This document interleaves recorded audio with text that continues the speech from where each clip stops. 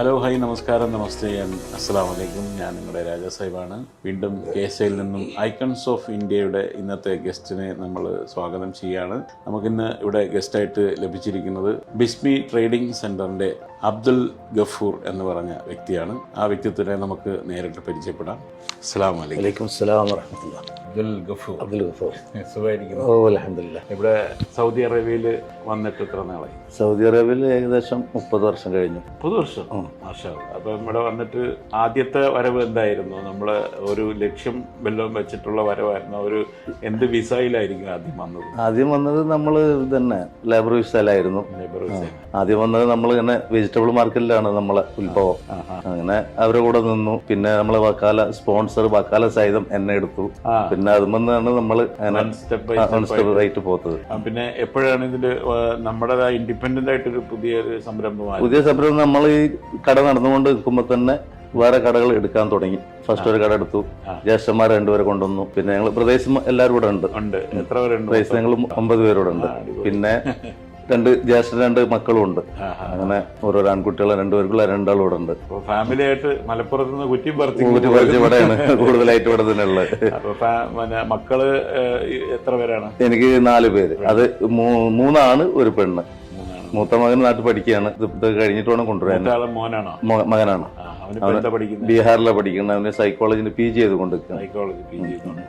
Final year ആണ്. അതെ അതെ. ലാസ്റ്റ് മെയിൽ പരിപാടി, മെയിൽ ക്ലാസ് കഴിയും. അവന്റെ ബിസിനസിനോട് വല്ലതും താല്പര്യം മുമ്പ് ഉണ്ടായിരുന്നില്ല. ഇപ്പൊ ഏകദേശം എല്ലാവരും പറഞ്ഞിട്ട് ഫാദറിന്റെ കൂടെ കൂടാന്നൊരു താല്പര്യമുണ്ട്. പലപ്പോഴും ബിസിനസ് പഠിക്കുന്നതല്ല നമ്മളിവിടെ വരുമ്പോ ഇംപ്ലിമെന്റ് ചെയ്യുന്നത്. അതെ അതെ. നമ്മളെ പ്ലേസ്മെന്റ് മാറി പോവാണ്. മുമ്പൊക്കെ എഞ്ചിനീയറിംഗിന് പഠിക്കുന്ന ആള് ബേക്കറി കച്ചവടം. അതെ അതെ അതെ. കൂടുതൽ ഇവിടുത്തെ ഗൾഫിലെ പ്രവാസികൾ ഏകദേശം നമ്മൾ ഉദ്ദേശിച്ച് വരുന്ന തൊഴിലൂടെ കിട്ടിക്കൊള്ളണമെന്നില്ല.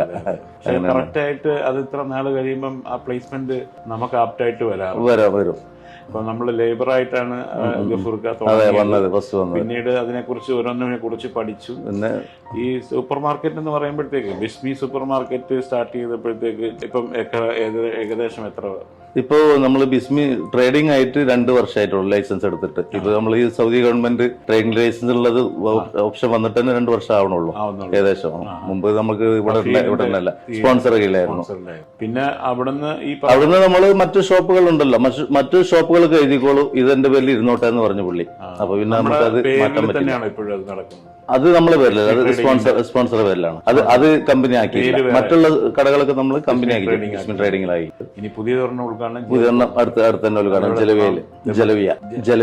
ജലവിയ അടുത്ത് തന്നെ ദമാമിന്റെ അടുത്തന്നെ, ദമാമിന്റെ അടുത്ത് തന്നെ ആയിട്ടാണ്. അപ്പൊ ഈ സൂപ്പർ മാർക്കറ്റ് എന്ന് പറഞ്ഞു കഴിഞ്ഞാൽ ഇതൊരു കലയാണ്. നമ്മൾ പലപ്പോഴും ഈ ഒരു ബിസിനസ് മാത്രമാണോ ഇപ്പൊ ഇത് മാത്രമേ ചെയ്യണുള്ളൂ? ബിസിനസ് ഒരു കലയായതുകൊണ്ട് ഇപ്പൊ ഇതിനകത്ത് നേരത്തെ ഒരു 1 by 1 സ്റ്റെപ്പ് ബൈ സ്റ്റെപ്പ് ആയിട്ട് കയറി വന്നതുകൊണ്ട് കസ്റ്റമറെ അട്രാക്ട് ചെയ്യുന്ന രീതിയിൽ കുറെ കാര്യങ്ങൾ ചെയ്യേണ്ടതുണ്ട്. അതില് കൂടുതൽ നമുക്ക് അത്യാവശ്യം വേണ്ട ഒരു നിർദ്ദേശവും ഉപദേശവും എന്താണ്?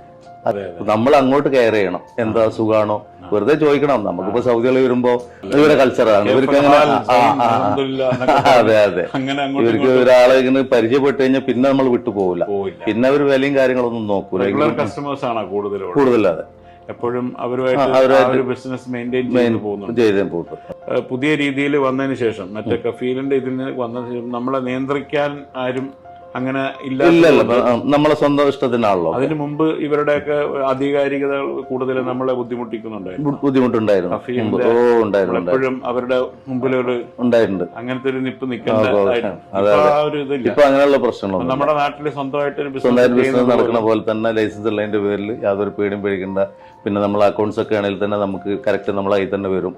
മറ്റുള്ള കൃത്യമായി നമ്മളെ തന്നെ അക്കൗണ്ട്സിന് ബാലൻസ് കാര്യങ്ങളൊക്കെ നമുക്ക് എപ്പോഴും കീപ്പ് ചെയ്ത് അറിയാം. അതെ അതെ. മറ്റേത് അവരറിയില്ല. അവർക്കാണ് അതിന്റെ മെസ്സേജ് കാര്യങ്ങളൊക്കെ ഇല്ല, നമ്മളെ അറിയില്ല.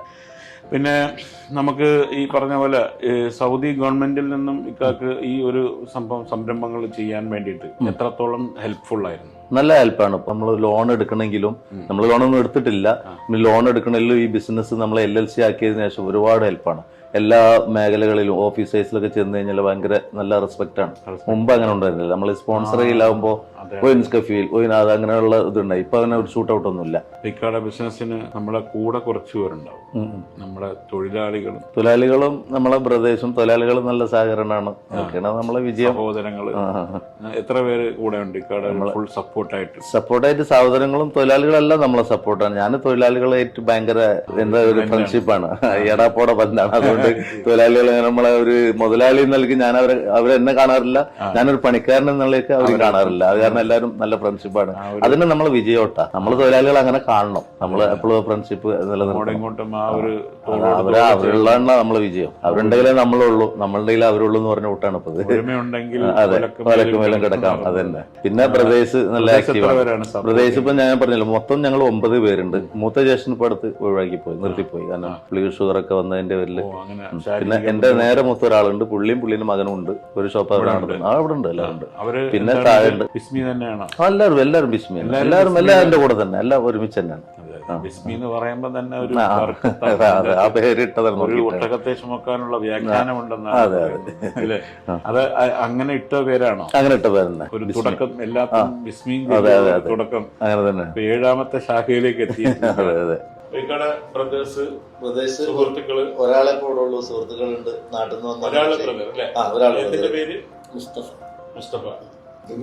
അത് നമ്മളെ ഒരു വേണ്ടപ്പെട്ട ഒരാൾ, സുഹൃത്തും നമുക്ക് വേണ്ടപ്പെട്ട ഒരാൾ കൂടിയാണ്. ഒഴിവാക്കാൻ പറ്റാത്ത ആളാണ് അദ്ദേഹം. നമ്മളെ നാട്ടിലെ സുഹൃത്ത്, നാട്ടിൽ നിന്ന് ഉംറയ്ക്ക് വേണ്ടി വന്നാണ് അദ്ദേഹം. പുള്ളിന്റെ ഉംറ ഉണ്ടായിരുന്നു. അമ്മ വിനിയാന്ന് പോയി. ഉംറ കഴിഞ്ഞു. ഞാനിവിടെ വൈഫിനെ ഇങ്ങോട്ട് ഉംറയ്ക്ക് കൊണ്ടുവരണം എന്നുള്ളൊരു ആഗ്രഹം. ഇപ്പോഴല്ലേ? ആ സമയത്ത് ഉമ്മയും മോനും കൂടെ ആണ്. അപ്പൊ നമ്മുടെ ഐക്കൺസ് ഓഫ് ഇന്ത്യയെ കുറിച്ച് എന്താണ് പറയാനുള്ളത്? ഫസ്റ്റ് പരിപാടി കാണുന്നത് ഇപ്പൊ നമ്മള് ഈ ഒരുപാട് ബിസിനസ് അച്ചീവേഴ്സ് ആയിട്ടുള്ള ആൾക്കാരെ നമ്മളിങ്ങനെ ഇന്റർവ്യൂ ചെയ്തുകൊണ്ടിരിക്കുന്ന ഒരു പ്രോഗ്രാമാണ്. അപ്പൊ മിക്കയുടെ അനുഭവത്തില് ഈ വരുന്ന ആൾക്കാർക്ക് എന്തെങ്കിലും ഒരു ദീർഘവീക്ഷണം നമ്മുടെ ജീവിതത്തിൽ പുതിയ തലമുറയ്ക്ക് കൊടുക്കാനുള്ള ഒരു ആത്മാർത്ഥത, സ്നേഹം, അത്തരം കാര്യങ്ങളിലൂടെ ഇപ്പൊ പറഞ്ഞ പോലെ എല്ലാവരും തോളോട് ചേർത്ത് നിർത്തിക്കൊണ്ട് തൊഴിലാളി മുതലാളി എന്നുള്ളൊരു സങ്കല്പമല്ലാത്ത രീതിയിലുള്ള ഒരു സഹോദരങ്ങളെ പോലെ അല്ലെ? അങ്ങനെ നമ്മൾ മുന്നോട്ട് പോകാൻ പറ്റുള്ളൂ, മുന്നോട്ട് പോവുള്ളൂ. നമ്മുടെ നാട്ടിൽ ആ സിസ്റ്റം ഒക്കെ ശരിക്കും ഇപ്പോഴും നിലനിൽക്കുന്നുണ്ട് അല്ലെ? വലിയവനും ചെറിയവനും എന്നുള്ളത്. ശരിക്കും വലിയവനും ചെറിയവനും വേണമെന്ന് നിർബന്ധമുണ്ട്? എല്ലാവരും ഒരുപോലെ കണ്ട് നല്ല രീതിയിൽ ശ്വാസമല്ലേ എടുക്കുന്നത്? ശ്വാസം ഓക്സിജൻ. അപ്പൊ വലിയവനൊന്നും ചെറിയവനൊന്നും ഇല്ല, നമ്മളെല്ലാവരും ഈക്വൽ, എല്ലാവരും ചിന്താഗതിയിലൂടെ ആ ഒരു ബേസാണ് ഇക്കാടെ വിജയത്തിന്റെ രഹസ്യം. ബിസ്മി ട്രേഡിംഗ് കമ്പനിയുടെ MD ആയിട്ട് അബ്ദുൽ ഗഫൂർക്കാണ് നമുക്ക് ഇന്നത്തെ ഐക്കൺസ് ഓഫ് ഇന്ത്യയിൽ എത്തിയിരിക്കുന്നത്. അദ്ദേഹത്തിന് ഇനിയും ഒരുപാട് കാര്യങ്ങൾ നല്ല രീതിയിൽ ആരംഭിക്കാൻ സാധിക്കട്ടെ. വിജയഗാഥകൾ ഇനിയും മുന്നോട്ട് നയിച്ചു കൊണ്ടുപോകാൻ അദ്ദേഹത്തിന്റെ കൂടെയുള്ള എല്ലാവർക്കും, അതുപോലെ തന്നെ ഹാപ്പി ആയിരിക്കണം എന്ന് ആഗ്രഹിക്കുന്ന ഒരു വ്യക്തി കൂടിയാണ്. സുഹൃത്തുക്കളെ പോലെ തന്നെ തൊഴിലാളികളെ കാണുന്ന ഈ വ്യക്തിത്വം നമ്മൾ പ്രത്യേകിച്ച് ഒരു അഭിനന്ദനവും കൂടെ കൊടുക്കണം. അദ്ദേഹത്തിന്റെ കൂട്ടായി ഈ ഒരു പ്രവർത്തനത്തിലുള്ള എല്ലാവർക്കും ഞങ്ങളുടെ വക മാസവിഷൻ ചാനലിന്റെ അഭിനന്ദനങ്ങൾ അർപ്പിക്കുകയാണ്. പടച്ചവനെല്ലാം ഹയറാക്കി തരട്ടെ.